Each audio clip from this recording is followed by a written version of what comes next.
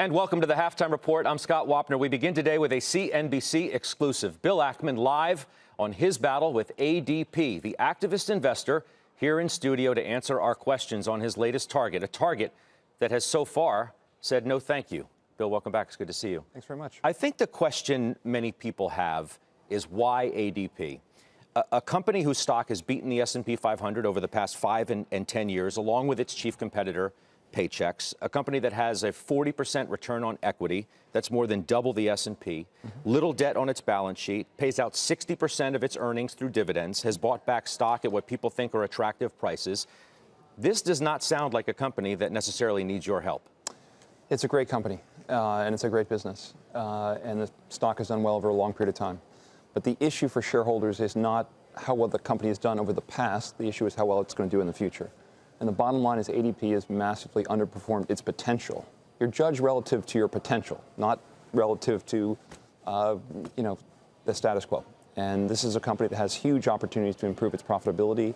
It's not an efficient business. And in fact, many of the things that you mention really explain the reason why the company's underperformed. When you have no debt, when you have this really profitable business, when you have dominant market share, those are the companies that over time they get less efficient because they don't have to be as efficient. And that lack of efficiency becomes an issue for the business going forward. It also becomes an issue in terms of the company's effectiveness versus competitors. And this is a company that had almost no competitors for most of its 68-year history. And then the last, call it decade, they've started to see real competition, which has really accelerated in the last 5 years. I mean, it's easy to look at the stock performance and say, okay, 5 years, ADP up more than 100%, Paychex 69, S&P 71. Those numbers are not correct. 10-year, ADP up 166, S&P 65. Those numbers are not correct. And one of the things we're going to point out in the presentation that we're going to release tomorrow is that the company overstates their total shareholder return under the CEO's track record. How do they do that? Well, they start, for example, the measuring period on the day after he started as CEO. Well, actually, if you started on the day before, the night before, which is the proper measuring period, the total return comes down by 17%. So they include in their total return the performance of a company called CDK that was spun out of ADP. So ADP disposed of a business. That business is basically doubling its margins. The stock price doubled. They include that in ADP shareholder return when, in fact, that's actually one of the issues we'd love to talk about. How a business is done once ADP has disposed of them. The answer is they've done extremely well. You can't, as CEO, take credit for the performance of a business you spun off when it's no longer under your management. I mean, you put out a video today along with a letter that you wrote to the company with a specific question that you're asking them. And you say, and I'm quoting here, over the last decade, ADP has really lost its way. It's difficult to make that case, is it not, when I mentioned numbers like that? The answer is it's all about the business's potential. This is a stock that has done well. And by the way, if you looked at the stock price chart of IBM up until a period of time and you talked about their track record, you say wonderful things. I'm not saying ADP is IBM today, but it's at risk of becoming IBM if they don't take seriously the competitive threats they face and if they don't run their business as efficiently as they can. So critics say you don't understand the business. CEO Carlos Rodriguez said, you don't know what you're talking about. Those were his words.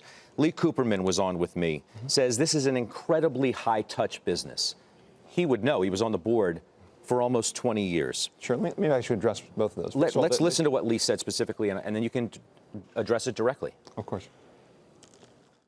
I know and respect Bill Ackman, so it's difficult for me. But notwithstanding that, I consider his behavior to be, in this instance, somewhere between foolish, inappropriate, and irresponsible.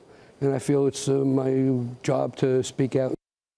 You guys have been in contact, you and Mr. Cooperman. So I actually haven't spoken to him in the last few weeks, and I like Lee. I think he's a terrific guy. But I point out that he made those comments prior to our making our presentation. One of the things I said to Lee is before you come out and go on CNBC and say you don't like what we're doing or whatever, at least listen to what we have to say. We made the same point to the board. We wanted to meet with the board. We wanted to sit down with them. We wanted to work privately with them, as we have with most of the companies that we've invested in over time.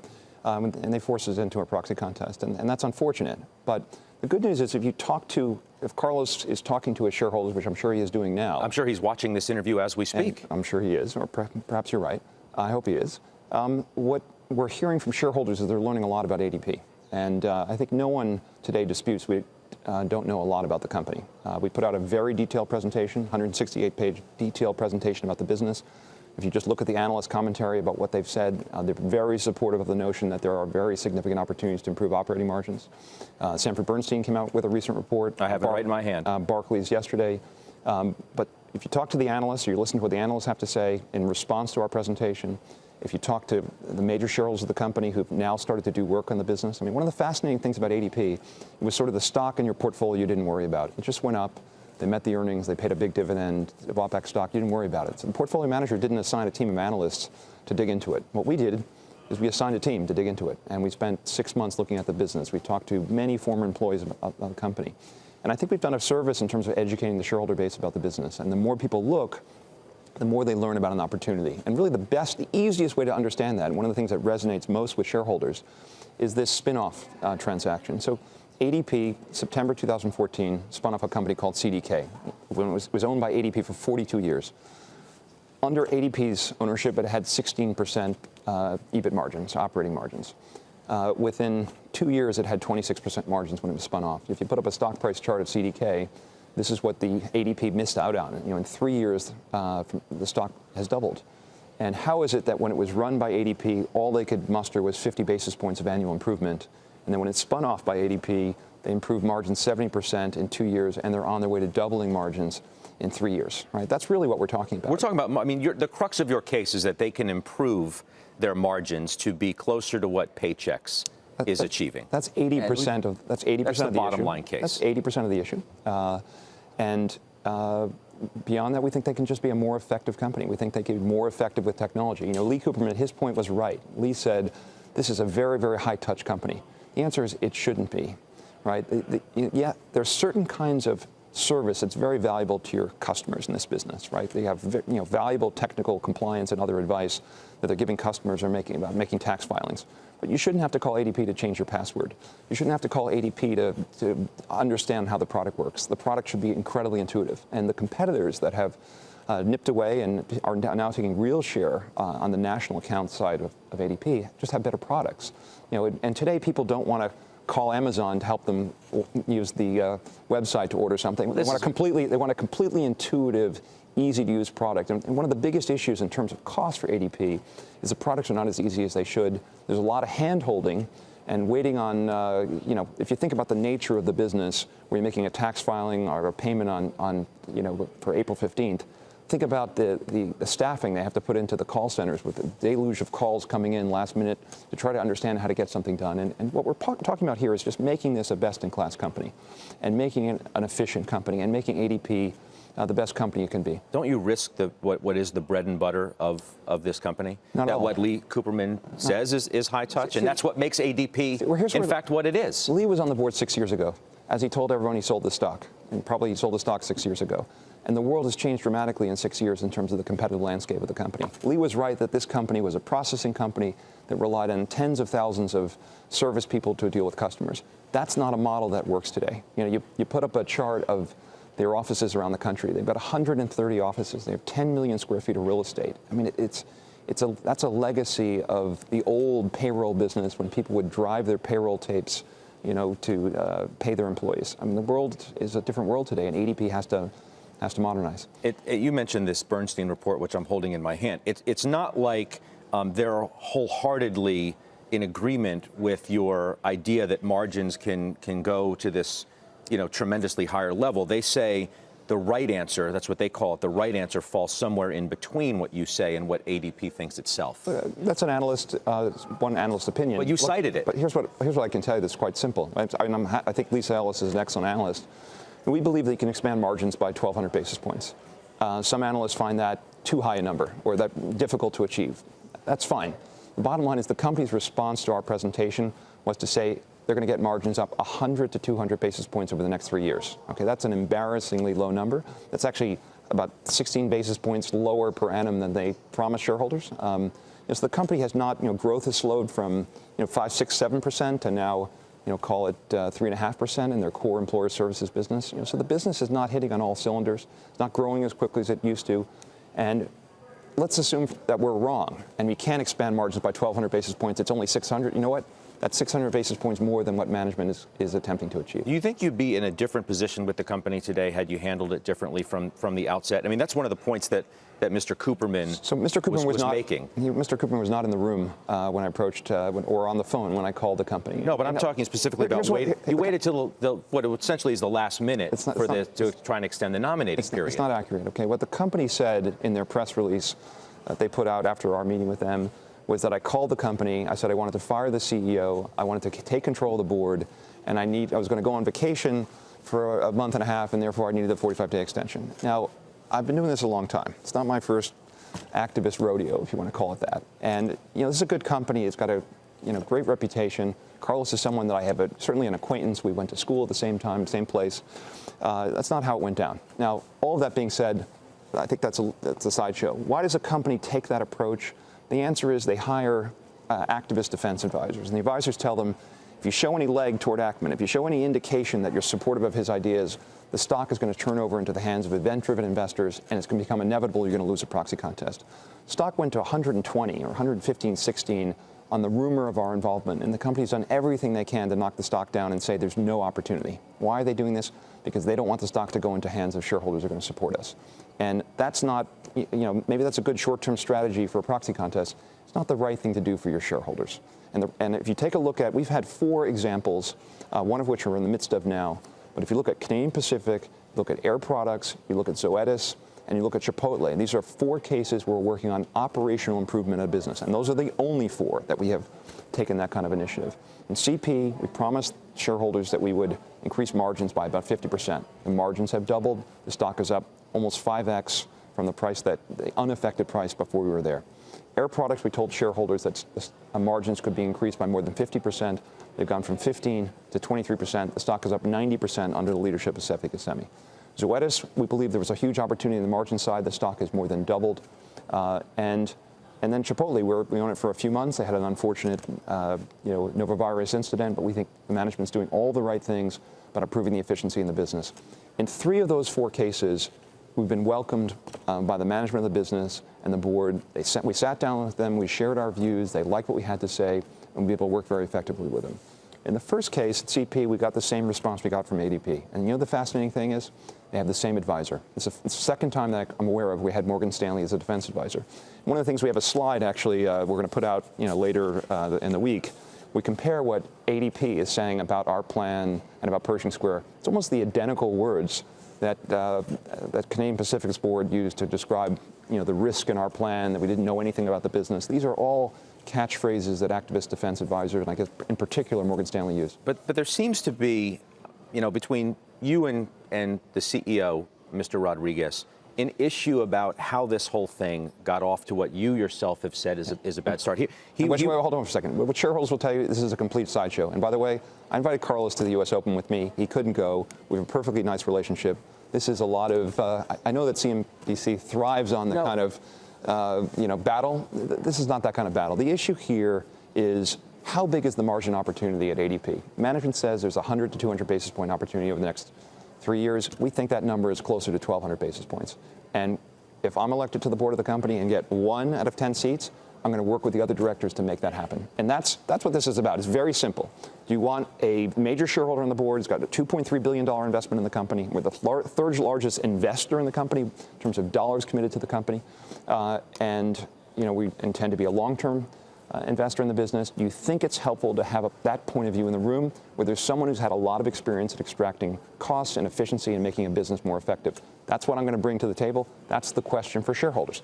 The further question is, we have 2 other directors who we're putting up against 2 of the other directors on the board, and we say, look, you've got directors who have been on the board for 10 to 14 years.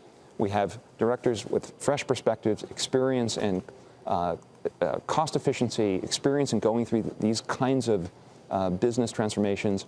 Would they be additive to the board? And that's a very simple question for shareholders to answer. And there's no downside to putting us on the board of directors. You're saying you can work with Rodriguez, who went on this network, yes, and called you a spoiled brat? Yes, I didn't. My mother didn't like that comment because she raised me not to be a spoiled brat. No, but I'm sure you didn't. And you know what? I'm a big boy. Must not have liked People it call either. me much worse names. And Carlos and I have had a fine interaction ever since he made those comments. And one of the things I said, look, I'm a very direct person. So I was honest, and perhaps honesty caused this thing to go off track. I said, look, if the board really believes that there's only a 100 to 200 basis point opportunity in margins over the next 3 years, then if Carlos believes that, it's going to be hard, for this, it would be difficult. The answer is we have to get on the same page as what the opportunity is. But there's no reason why he can't be a very successful CEO here. But if he's going to say, hey, put a foot down on the pavement and say, look, there's no chance of this company. The board is basically saying that ADP is the best it can be, and we can't do any better. What we're saying is this company can do better. We've had a very good working experience working with the CEO of Zoetis. We've had a superb working experience with other CEOs over the course of my career, and I think I could work extremely effectively with Carlos. And a lot of that bluster that you see is, again, PR advice from a defense advisor. Come on, you've had bluster of your own. I mean, in the opening letter, you suggested that he needs to be replaced. That's not correct. Does he need to be replaced? Look, I don't form a view about a management team until I have a chance to sit with that management team, talk about a business, see how they perform. The last thing I would do if I joined this board was raise my hand and say Carlos has to go. What we do and what I'd recommend to the board is we get some outside advice. Take a look at the organizational structure of the company, take a look at the cost structure of the company, benchmark versus competitors. Are there ways to make this business a more efficient business? If the CEO stubbornly refuses to go along with what the board believes should be done here, then the board, of which I'm one director, will make whatever decision is the right decision. So I'm not going, the company has made this about control. With one seat on the board, or even with 3 new directors on the board, 2 of which have no affiliation with us, this is not control. This is simply about fresh voices in the boardroom and a message from shareholders that we believe and shareholders believe there's an opportunity, just like Ms. Ellis has to say, just like the Barclays analyst has to say, that there's a very significant opportunity to improve the margins of this business. 600 basis points is an enormous number, for a company with, a $50 billion market cap. That is a very, very large opportunity, and that's only half of what we say can be achieved. So you did meet with the full board? Yes. You made a settlement offer to the company, and they rejected it. Let me tell you about the meeting with the full board, because there's a huge difference between what you read in the press releases written by a PR firm that are probably not signed off by every director of the company and what happens in the room. We sat down at a table at a Marriott not far from the headquarters. It was a very small table. We had 15 people crowded around the table. It was a very intimate engagement. Everyone was friendly. Everyone was thoughtful. We spent an hour walking through a presentation. There were periodic questions. They were good questions. I was very encouraged by the dynamic, and it made me feel very, very comfortable with that if I were to join this board, these are people that I could work very effectively with. Then, of course, a few days later, they put out a press release written by a PR firm that makes it sound like some very harsh battle. That's about trying to put the company in a position where they win a vote, and advisors recommend that kind of behavior. And most boards have not had activists take large stakes, particularly companies of this size, and directors tend to defer to the advisors. So I blame all the noise. Well, it sounds like you're blaming everything on the advisors. I blame the noise on the advisors. I think there are a lot of very high-quality people on this board, and I think that many of them add a lot of value, and I think there were well-selected directors here. That said, there is no shareholder representative on the board. The board has not reached into their pockets and bought stock in the company. Our 2 nominees each spent $300,000 to buy stock in ADP, and that's more than the entire board has spent to buy stock in the company. So there is not a shareholder orientation on the board.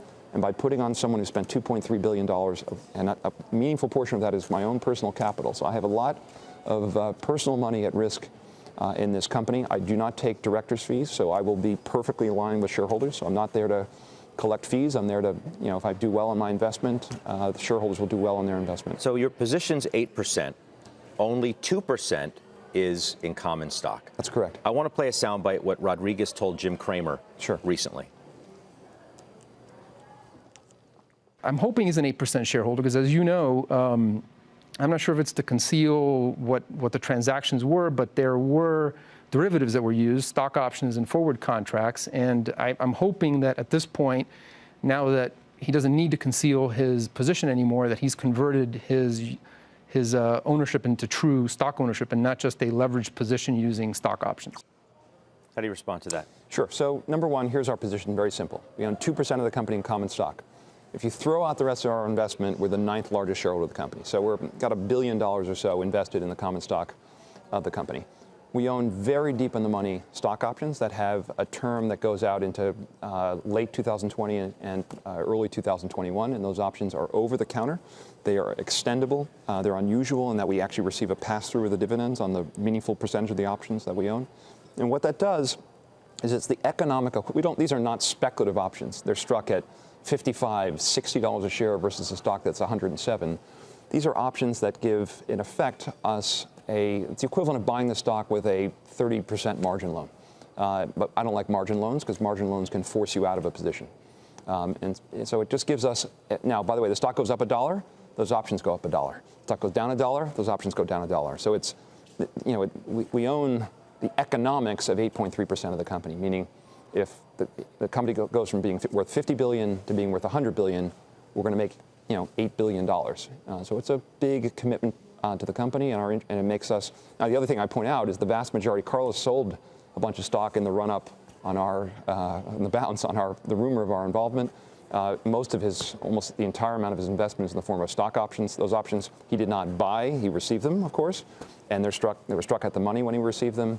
He owns a levered position in the company, which is a lot more levered than the one that we have. So the notion that the CEO would criticize us for the $2.3 billion we committed to the company, it doesn't make a lot of sense. And by the way, shareholders don't care. What shareholders care about is, one, we've got a meaningful stake in the business, and we intend to own that stake for a long period of time. Two, the only way we're going to make money here is if the stock does well. This is not a liquid position. We're planning to own this thing for 4, 5, 6 years. So it's really not so much only about this proxy contest. We're going to be here for a long time. But beyond the money, doesn't this hurt you in a proxy vote? You can only vote 2%. That's correct. We can only vote 2%. And this is, I think, another important point. Doesn't it? On the margin, you could say it does. But at the end of the day, we're going to end up on the board of the company if a majority of the shareholders support us. In some sense, the fact that we're not forcing ourselves onto the board by buying so much of the stock that we're guaranteed to win, right? We're putting ourselves in the hands of shareholders, and we're saying, look, we own 2% of the stock and common stock. We don't have the right to vote more than our position than that. And we want you to decide whether you want a major shareholder on the board, whether you want 2 independent directors with great business track records, a lot of board experience, recent and relevant experience about business transformation. One of our candidates just is on the board of Symantec. He's chair of the audit committee. He's also he was on a committee of that board where they did precisely this. They went and took a look at what is the opportunity to improve the efficiency of our business. They hired outside consultants, and with board oversight, management executed the plan. Paul was one of those members of the committee, and extracted $600 million worth of costs out of Symantec to the benefit of those shareholders. We want to do precisely the same thing here.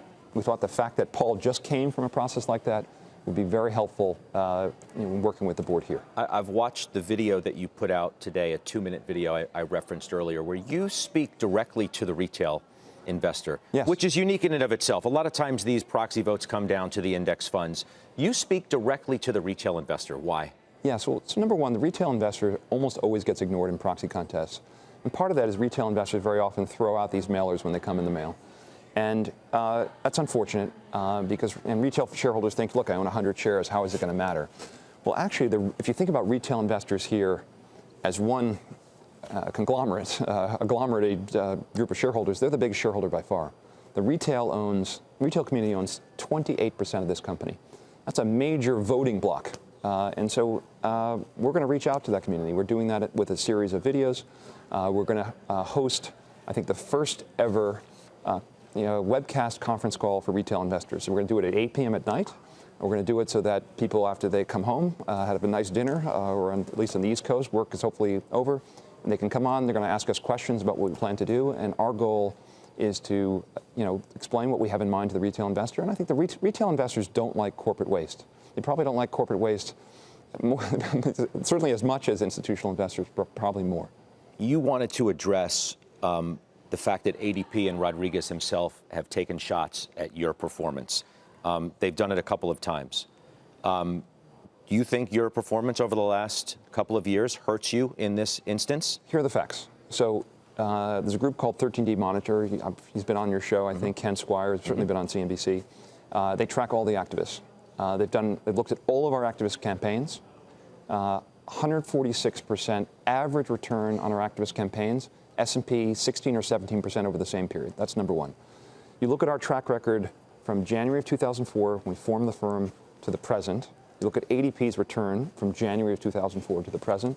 ADP is up approximately 300% over that period, by the way, including the rise partially as a result of us. Pershing Square over the same period is up 500%. Because they knock your total shareholder return. And you know what? You can certainly, we took a major loss, as you're well aware of, and what started out as a passive investment in Valiant Pharmaceuticals, disastrous investment. You know, we own that mistake. That's part of our track record. But even with Valiant, which is included in our 146% average return on investment, we have a superb track record as an activist. Now, what shareholders are focused on, frankly, they're not so much focused on Pershing Square's, they're not investors in Pershing Square. What they're looking at is, are we right or wrong? You know, one of the things we did today is we put out a question for ADP. We've had to do a lot of work to try to figure out the segment margins of the employer services business. So there's a small business segment, there's kind of called a medium business segment, there's a large business segment, there's international. The company does not break out the margins. And we said, look, let's put this to rest. What are the margins of each of the various segments? And let's compare those margins to those of competitors. And we've asked the question. And maybe we asked too many questions in our first presentation, so we're just going to ask one. Every shareholder wants to know the answer to that question. The fact that the company's been unwilling to answer the question as to what their margins are by segment tells you something. This is something you sent out. I have it right here in front of me. You sent this out this morning at 9:30 in the morning. Mm-hmm. And you're still waiting for the answer to that question. I haven't gotten an answer. I mean, you should give them a call. If only, though, it was that easy with shareholders. You say, you know, the shareholders, they don't care. But do you think that your performance over the last couple of years, the most recent performance that you have, it's all about value, makes it more difficult to make your case? That some of those investors who think you may be right with ADP can't get past that other part of your story? The company will try to, if you look at how the company's approached this, we've made a number of very important points. We said, look, you're vastly underperforming your potential. Look at revenue per employee. It's irrefutable. ADP revenue per employee, $162,000. The average competitor, $224,000. You know, 28% less. Explain. Your gross margins are 60%. Your average competitor's gross margins are 74%. Paychecks. 25% of employer services, the core business of ADP, competes directly with Paychecks. They have a product called Run, which competes with a Paycheck product. What are your margins in that business? Carlos says on TV, they're about the same as Paychecks. Well, Paychecks has 41% margins in that business. If ADP had 41% margins in that business, it would mean the rest of employer services has 12% margins, which is a disastrously low number. So look, I want to work with Carlos. I want to work with the board. I want to get beyond a proxy contest. That was our goal from the very beginning. There's always a little bit of emotion. Look, raising with a CEO that, we have in some cases, in some cases we work with management, other cases the CEO is not up doesn't want to pursue the opportunity, is not up for the challenge. We made changes. So obviously people can react emotionally to that. I totally get it. But one of the things I encourage Carlos to do, and one of the things I encourage the chairman to do, excuse me, talk to the CEOs of companies where I'm on the board. Ask what it's like having me as a director. And universally you will hear that I am thoughtful, that I don't take over the room, that I listen to other points of view, that I'm not constantly calling the CEO. It's very rare for me to pick up the phone and call the CEO of a company we're an investor in. I wait for them to call when they have something where I can be helpful. And that's been my approach as a director. And if only the chairman of this company had made a few more calls about what I'm like as a director, I think this would be a lot more straightforward. But for shareholders, this is about what is the opportunity to make this company the best it can be. And I think by adding an independent voice in the room, someone's made a $2.3 billion investment in the company, committed to be a long-term investor in this business. I think I don't see how anyone loses. And we're not controlling the board. I'm 10% of the votes. It reminds me of Nelson. You look at Procter & Gamble, and they're spending $100 million or whatever the number is, trying to keep the guy off the board. I guess my advice is the harder a company fights to keep someone off the board, the more desperately that board, in the case of P&G and in the case of ADP, needs some independent voices in the room. I was, as you were telling that story, I was thinking to myself some of the same things that Nelson Peltz, who was on this network yesterday morning, is trying to convince Procter & Gamble of, that he's not a disruptive force. I want to take a quick break. We'll come back. You've made your case. We do have an investor on our panel today in ADP. We'll find out what he thinks about the case that Bill Ackman has made for ADP. Much more with Bill Ackman next.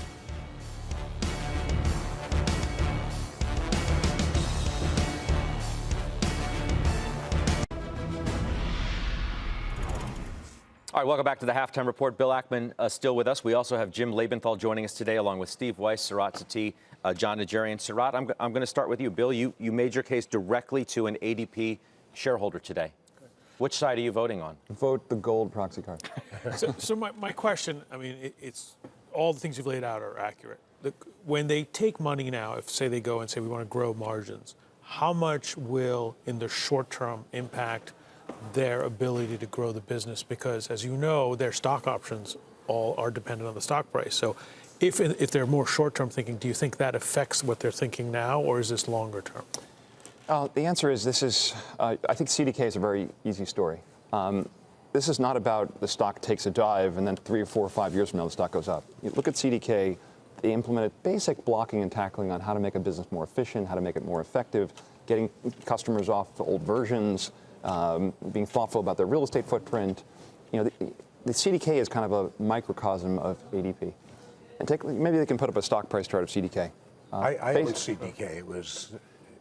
It was a great asset that was just mismanaged. Where's the stock price chart? You're not giving me a stock price chart. We'll get it out. It's coming. Real time. Anyway, the point is it's basically a straight line up, because as you make margin improvement, your profits go up, and if you keep the same dividend distribution policy, your dividend goes up at a faster rate. So now we have it up there as you're talking. It's up 100% in 3 years. That's not bad.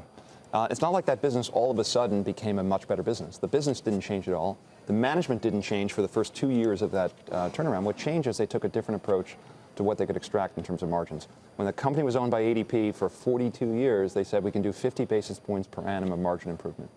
As soon as it was owned by the public and it was no longer controlled by this board or this management team, they magically found an opportunity to increase margins 70% in 2 years. 70%. These are incredible numbers. And that business is basically a duopoly, so it was a great opportunity, the CDK business. Sure.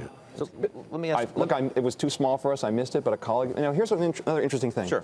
So CDK is such a good test case because a guy who used to work for me, Scott Ferguson, bought 10% of the company. We were invested with Scott. Okay, so that's a good way for you to participate.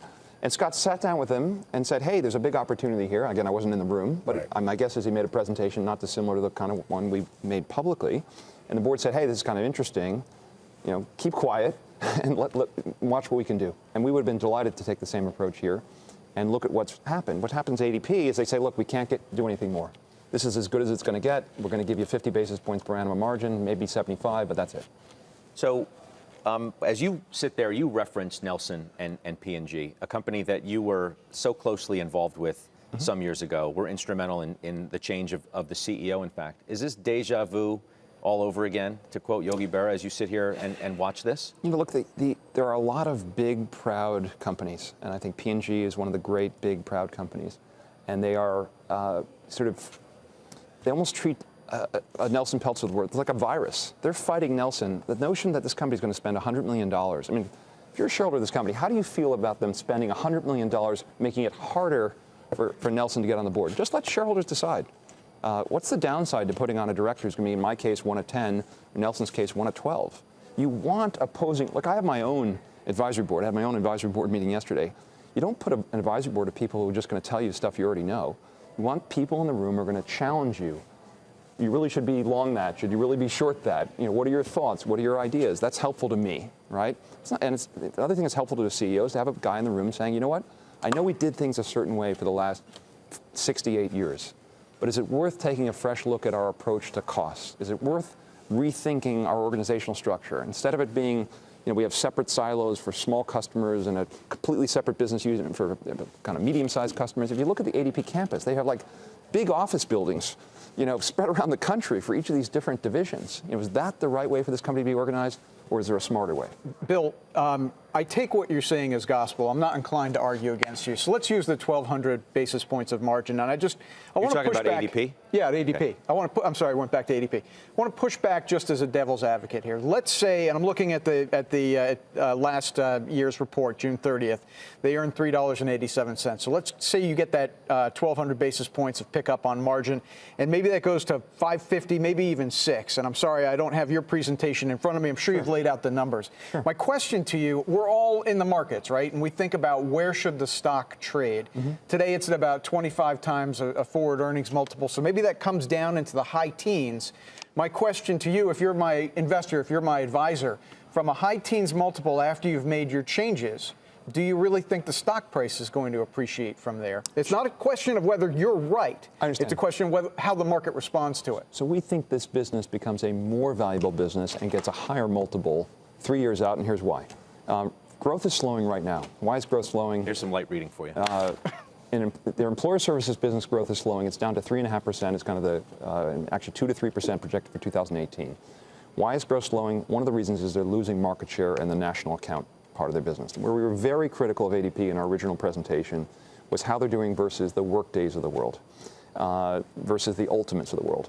And when you have a decent sized part of the business, it's now down to about 15% of the overall company, where they're losing share. I mean, again, they don't disclose, they don't break out the segments, so we can't give you precision on the numbers. That slows the growth.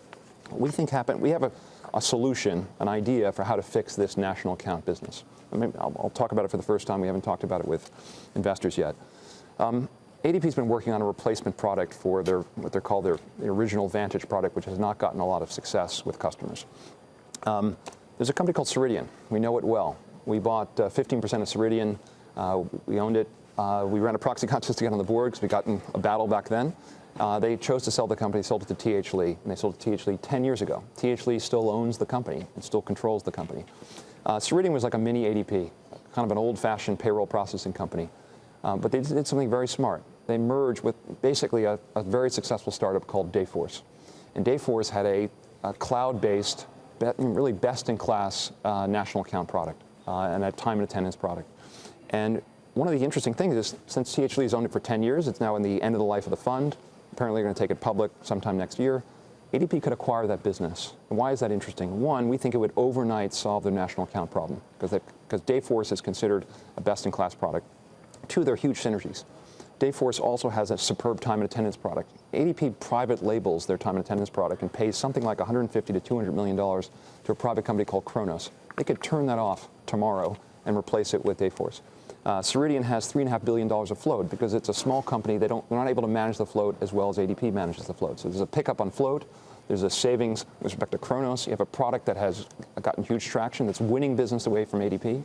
BlackRock, one of ADP's biggest shareholders, left ADP and went to the Dayforce product. What better measure do you have that they got a weakness in that part of their business? They could solve it overnight, and if I'm T.H. Lee, I'd much rather do a transaction with ADP, get cash, be done, than take it public and dribble it out over the next whatever number of years. So these are the kinds of ideas that if we were on the board of directors, we would encourage the board and management to explore, and the shareholders would have the benefit of a shareholder in the room saying, you know what, you're paying too much, or this makes sense.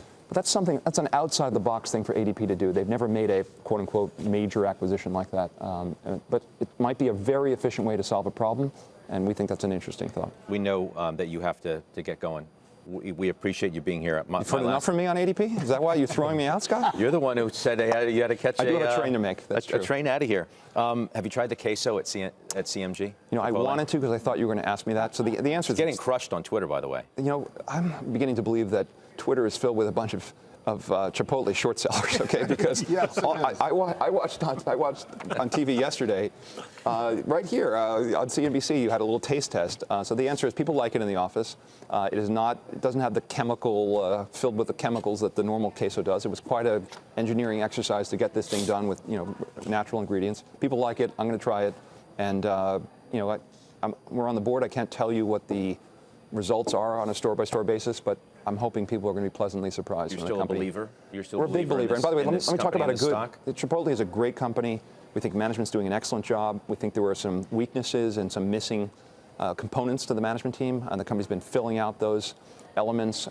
They're very responsive. They want this thing to be an enormous success. I think the stock is, we paid $405 a share. Today it's 300, whatever, 10, 305. We think it's extremely cheap. And the stock went from 500 to 300 on a Novavirus incident in one store. I think people should take a look at that one. Thanks for being here again. Next time I come on, I will have a careful review of queso. Well, you can grab some on your way to the train. You can try it on the tracks. Thank you. We'll see you again soon. All right, Bill Ackman joining us today, exclusive on CNBC. Halftime Report is back in 2 minutes.